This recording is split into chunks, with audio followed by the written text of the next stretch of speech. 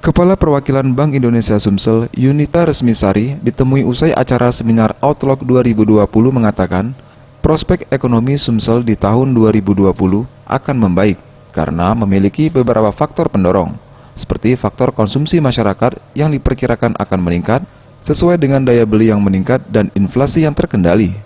Ia juga mengatakan, upaya yang dilakukan untuk meningkatkan pertumbuhan ekonomi di Sumatera Selatan ialah potensi dari komoditas-komoditas yang harus diolah supaya memberikan nilai tambah kepada perekonomian dan penciptaan lapangan kerja, dan termasuk upaya hilirisasi seperti karet, kelapa sawit, dan kemudian juga seperti industri kopi dan industri UMKM di sisi kreatif yang nantinya akan menjadi penunjang ekonomi di Sumatera Selatan.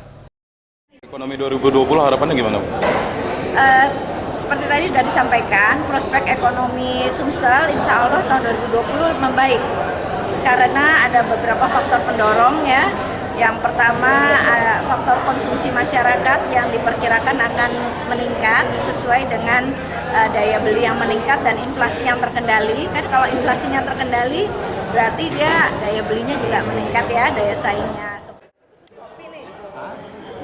Willy Aep, Sriwijaya TV.